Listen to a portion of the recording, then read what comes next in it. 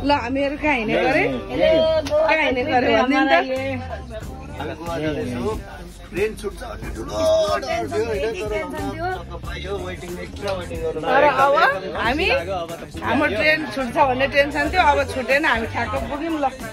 अब हामी होटलमा फ्रेस भएर बाहिर निक्लिँदैछौँ अब फटाफट अब आजको दिनको सुरुवात गरिहाल्नुपर्छ किनभने ढिलो हुन्छ अब हामी यहाँबाट निक्लिँदैछौँ होटलबाट आज कुन बीच जाने हो बाटोमा भन्दै जान्छु म तपाईहरुलाई कुन बीच जाने अनि कता कता घुम्ने जाने त बीचमै हो गोवा भनेको सबै बीचै बीच मात्रै छ बीचमैतिर जान्छौँ होला हामी कतै तपाईहरु पनि गोवा आउँदै हुनुहुन्छ भने तपाईहरुले नेपालबाटै एउटा बीचको छेउमा भएको होटल चाहिँ बुक गर्नु होला त्यो भयो भने एकदम सजिलो हुन्छ हामीले चाहिँ नेपालबाटै बुक गरेका थियौं त्यही भएर हामीलाई त्यति अप्ठ्यारो भएन नेपालबाटै बुक गरेर आउनु होला त्यो भयो भने धेरै सजिलो हुन्छ हामी अहिले कालिम्पोङ बीचमा छौं यो कालिम्पोङ बीचको बजार हो यो स्ट्रीट मार्केट छ यहाँनेरि कालिम्पोङ बीचको सस्तो सस्तो कपडाहरुको लागि कालिम्पोङ बीच पनि राम्रै रहेछ सस्तो बजार छ यहाँ हामी सोध्न सक्छौं अब धेरै कुराहरु यहाँनेरि ह्यान्डलुम आइटमहरु पनि धेरै राम्रो बनाएको छ यहाँनेरि यस्तो काठको सामानहरु काठको हातले बनाएको मूर्तिहरु पनि छ यो चाहिँ एकदम बीचको साइडमै छ बीचको एकदम साइडमा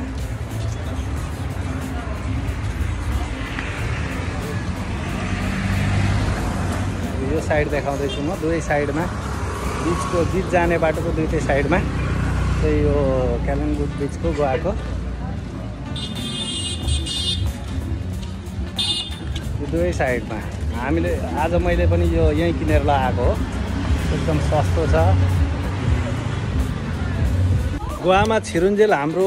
शरीरमा अर्कै रङरूप थियो अहिले गोवा आइपुग्दाखेरि हाम्रो शरीरको रङरूप चाहिँ परिवर्तन भइसकेको अवस्था छ अब यस्तो हामीले यो माला लियौं यो सर्ट लियौं यो टी सर्ट लियौं बाटोमा चेन्ज गर्दै गर्दै हाम्रो आफ्नो लुगा यही झोलामा बोकेर हिँडेको छौं हैन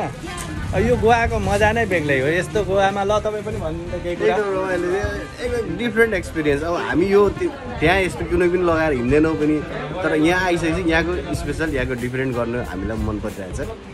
यहाँ सबैजना आफ्नै तालमा अब यो गोवा बाली बीचवाला चाहिँ अहिले हामी बीच पुग्न पाएकै छैन बाटोमै छौं बाटोमै अड्किरहेका छौं